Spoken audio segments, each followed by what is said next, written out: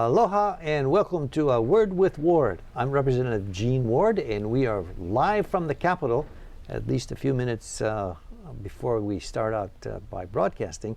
But we have usual leaders from our state, from our community, and today we are blessed with the Director of the Hawaii Kai Homeless Task Force, Mr. Mike Goodman. Mike, welcome to A Word with Ward. Well, thank you. Thank you for having me.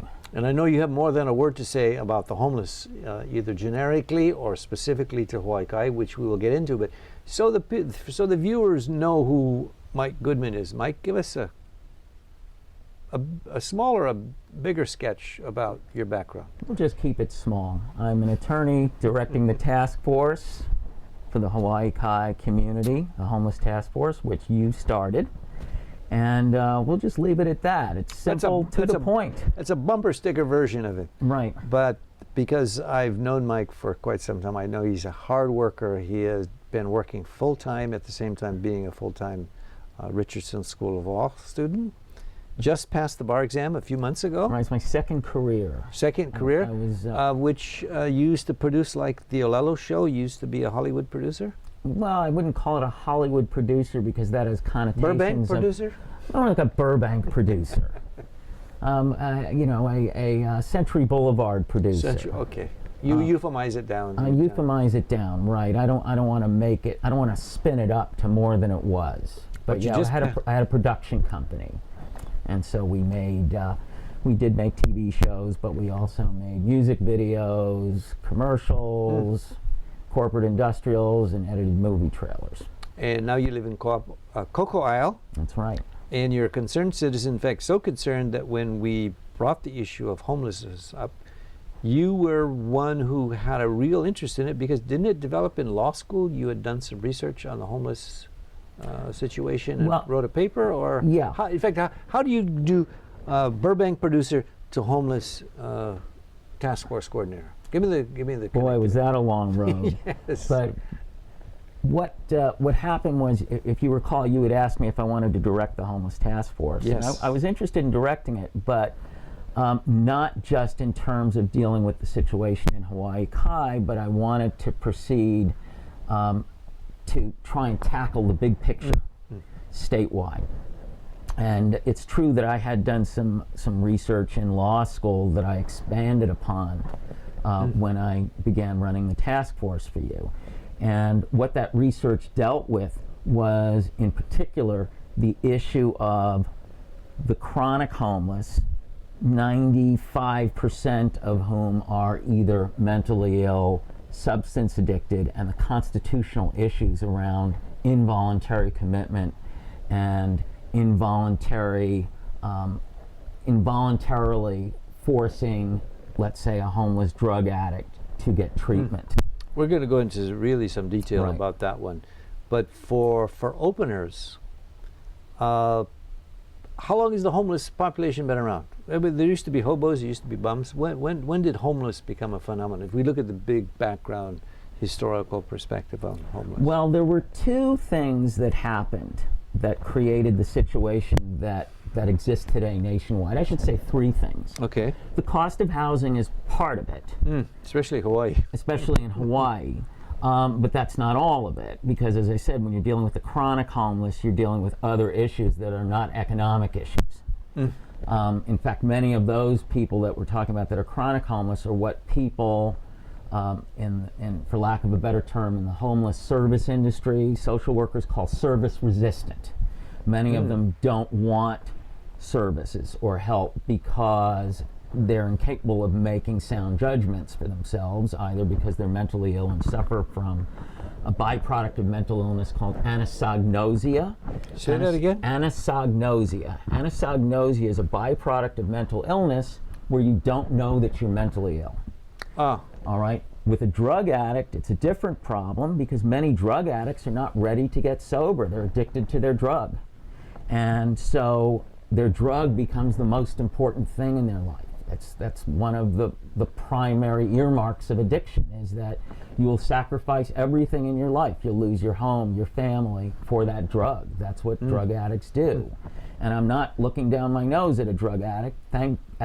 Drug addicts. Thank God I never became addicted to. So you're in Hollywood, so you. You know, look. I mean, I drink liquor. I could have become addicted to liquor. I could have become an alcoholic. I was lucky. My brain wasn't set up in such a way that I had a predisposition to becoming addicted.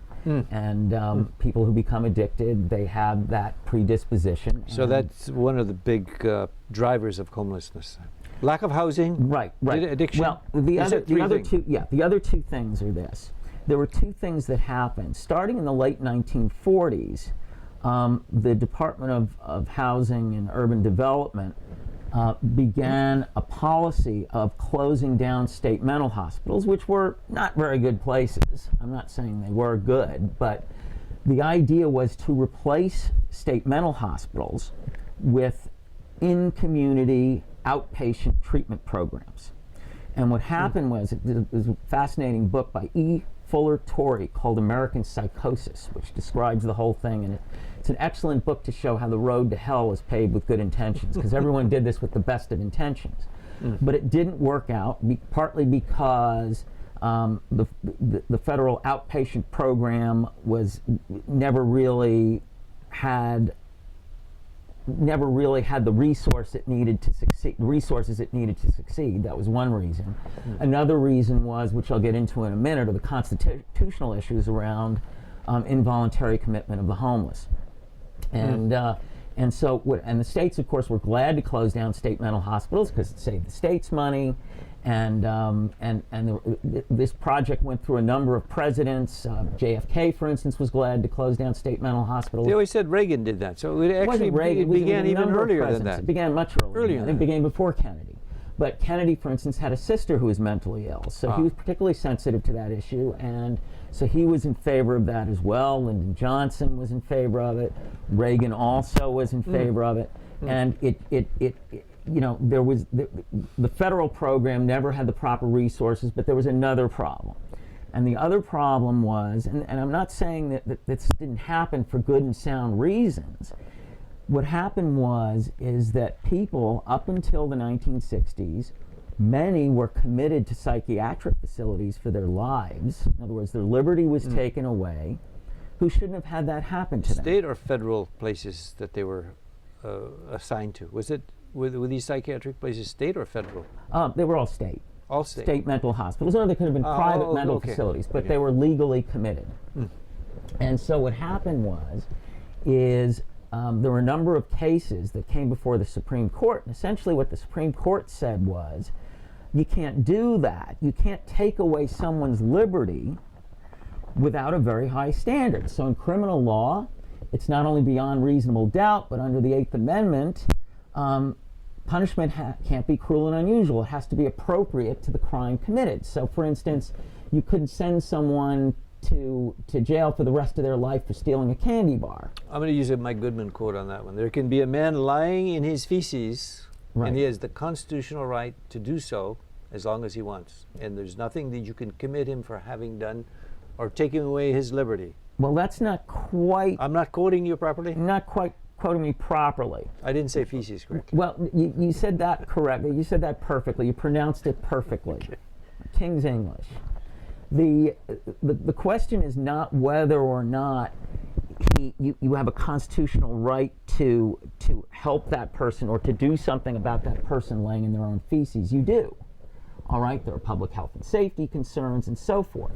What you don't have a right to do is deprive that person of their liberty for the rest of their lives or indefinitely. Okay. All right? So the problem is yes, you can get that person off the street. You can send an ambulance. You can do things to get that person off the street, but it becomes a revolving door because that person may have anosognosia or for other reasons doesn't think that they need help, is service resistant, and you can't force that person to not only can't you force them into a mental facility, you also can't force them constitutionally to take medication. because that is a fundamental liberty interest. It's control, sovereignty over your own body. You know, we're all, the essence of liberty is that we are all sovereigns over ourselves. Mike, being that you're the head of the Hawaii Right. Kai Task Force, we may have some people from Hawaii Kai who wanted to get an update, and I wanted to introduce Mike Goodman as the author of that controversial map, even though I directed him to make it. He did a great map. It was there. It'll be up on the screen shortly. It's a pain in the neck to make that map. You put a lot of hours into that. I mean, you personally went out and scouted all those different areas where HPD told us where some of the people were. I think there were other community members who would call in to you sometimes in the middle of the night. Hey, there's a fire over here, or there's people walking and doing things. The map was essentially a crime map. What it was based on incidents that were reported to us by the HPD, mostly by residents. Yeah, mostly by residents. And so we didn't identify anybody, certainly by name, nor by physical description, or any other way that could come back on any individual who if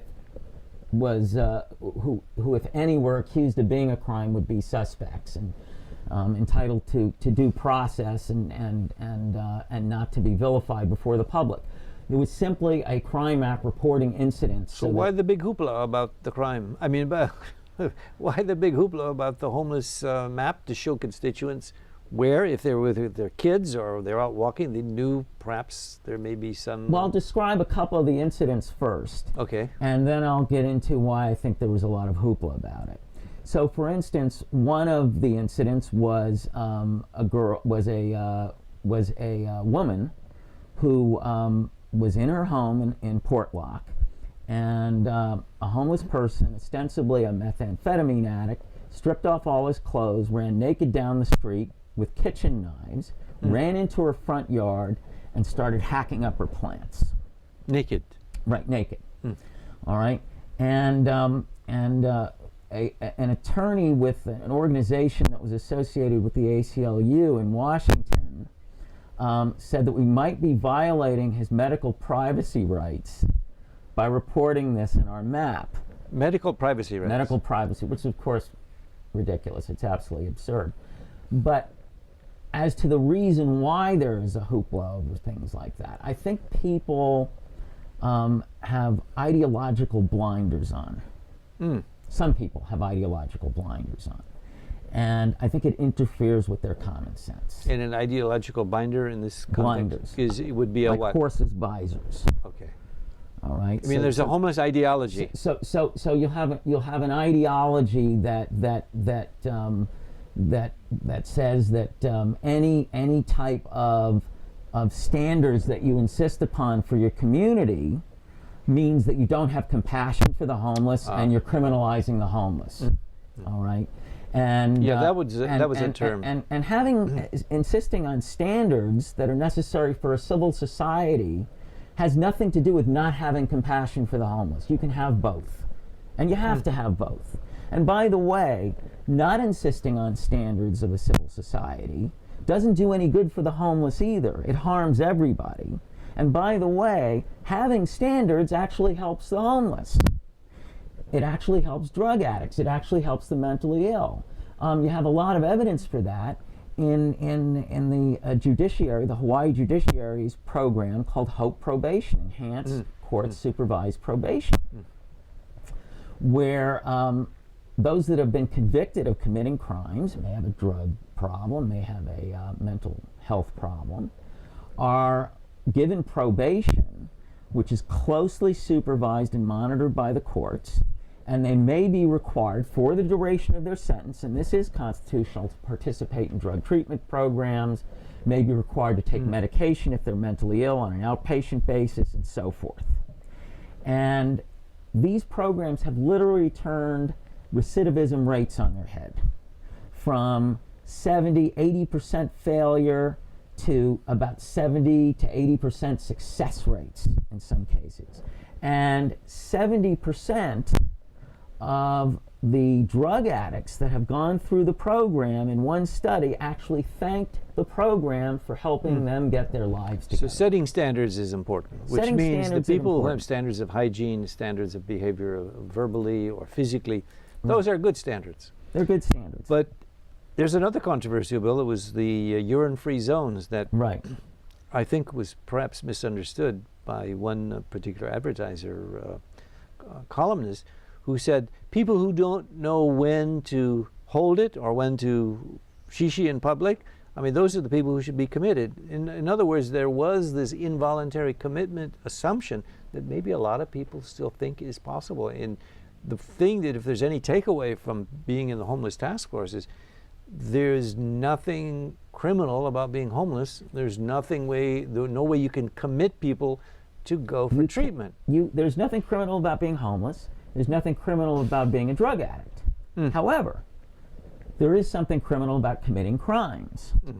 So, if you are shishiing on the street, if you are turning an encampment in a public park into a waste dump, you are committing crimes. If you are convicted of committing those crimes, a court can sentence you either to jail, or what we would prefer is that these people be sentenced to enhanced supervised court probation because they are either mentally ill, they are drug addicted, they need help, not jail. And then a court can do that for the duration of that person's sentence. We are now bumping up against, I think, one of the pieces of legislation that you introduced this time, which was called the Tough Love Act. Tough Love Act. Which was... The idea of the Tough Love Act, it didn't give the courts any new powers.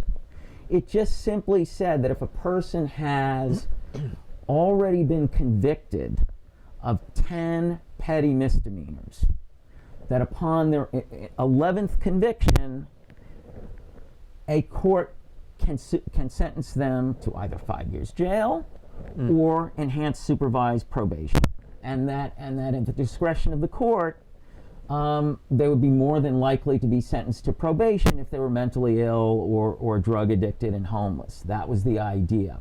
In other words, it gives court supervised probation. The idea of it is to give court supervised probation more time to work. 5 years. Instead of just 30 days or a year, which you have with petty misdemeanor or misdemeanor sentences. You have a maximum of a year for probation to do whatever it is that it's supposed to do. And what seems to work, what court supervised probation, what the statistics show is what seems to work and what seems to help people, it's not just throwing people in jail willy-nilly and throwing away the key. That's not the idea. The idea is you have to have the threat of jail, but the hope for redemption and the chance for redemption. So you say to somebody, look, we can't have you stealing from stores to support your drug habit. Because if you're a drug addict, you're probably stealing from stores or stealing from people to support that habit. You usually can't afford to support that habit with government money. And even if you are supporting it with government money, it's illegal to do that. All right, because government money is not supposed to be used for that. All right, so if you're doing that, society has to have standards. Society has a right to have standards. Say you can't do that. And at the same time, society should be compassionate and say, look, you're in bad shape, and I see that you're in bad shape, and you're hurting. We want to give you a chance at redemption. So we're not going to just throw you in jail, but you can no longer exercise your constitutional right to refuse services because you don't have a constitutional right to refuse these services once you've been convicted of a crime for the duration of your sentence. A court now can order you to do that, just like a court can order you to jail is taking away your liberty. That's the ultimate loss of your liberty. Not the ultimate loss, but it's pretty close to being ultimate. Did the legislators that you spoke to get it in the way that you've just explained it, or what were some of the barriers that you found? The biggest barrier that we found is because we introduced these bills, we had a whole series of bills, that being one of them, that when we introduced the bills was when most people introduce bills, which is at the beginning of the legislative season. Nobody has any time And I met with a lot of people, and in 5 minutes, it's very hard to get these concepts across. Because some people look at it like it's criminalizing the homeless. Some people don't understand the constitutional issues involved, which is that civil commitment is a very difficult thing, which is why you have to use the penal code. The idea is not to use an end run around the Constitution. It's not. It's just simply saying these people are already caught up in the criminal justice system. They're already going to jail. They're going to jail for 30 days at a time, or maybe a year at a time, or maybe a few days here and there. They're being cycled in and out of jails in a revolving door. They have criminal records, and which makes it, by the way, harder for them to get their lives together if they ever get to the point where they do get treatment and either recover their mental faculties or are no longer addicted. Is there any treatment program that even gets close to the one that you're describing, where it's supervised and it's, if you don't do it, there's a more harsh punishment? Or do you say, Well, court-supervised probation does so do the that. HOPE program, basically. The HOPE program works. It really works, and in fact, it's being emulated all across the country. It was started by Judge Stephen Ahm, Circuit Court. He's now retired. Just retired, yeah. And it's being emulated around the country. In other parts of the country, it's usually referred to as swift and sure court-supervised probation. Anyone can Google that, by the way. There have been lots of studies done on this. In terms of the addicts and the addiction, has that success rate been as effective even in the HOPE program because of some of the... And remember that many of the people in the HOPE program weren't homeless, but they suffered from the same afflictions. If you look at, for instance, more than 80% of the convicts in the federal prison system are usually a combination of mentally ill persons or persons that are addicted to drugs, or drugs were somehow, or drug use was somehow involved. 80%. About 80%. So what's happened is, the irony is, with closing down mental hospitals, is that prisons and jails have become de facto mental institutions. A lot of jails. That is a new concept, ladies and gentlemen, that jails become de facto mental institutions. In fact, I was just yesterday in a discussion about OCCC and what we're going to do with it, and the president, did you know that 97% of the inmates in OCCC are recidivistic or repeat offenders? Can you imagine? 97% of the prison repeat offenders, which means the system is obviously not doing its job. Mike, we've gone a little bit near the end. I wanted to make sure that some of the things that work, i.e. homeless housing first as a solution. What is your sense of that? We're trying to reach solutions, maybe at least manage it, but maybe not have the silver bullet to solve it. We came up with a package of bills, and the idea, which is going to wait till next year, and the idea is to manage the problem more smartly, so it's no longer a crisis. It's no longer in crisis mode. And we don't have time, obviously, to get into the details about that. People can visit our website, www.hawaiikai-homelesstaskforce.org, and they can get an idea of the package we put together. And the package is a starting point. I want to say that up front. And Housing First does work, so I just want to emphasize that. There's nothing wrong with Housing First, but it doesn't work all the time. And our idea was to put together a comprehensive plan that would deal with aspects of the problem that aren't being dealt with Housing First. One very big problem is that not everyone is housing ready. That's number one. Number two, there is just simply not enough funding to create enough, in particular, traditional apartments, traditionally constructed apartments for Housing First programs. Didn't you have a San Diego study that you kind of surprised people with when you saw the data? Well, it's not a San Diego study. The study, it's a HUD study, actually. And one of the cities was San Diego, another city was Seattle and New York, and what they looked at.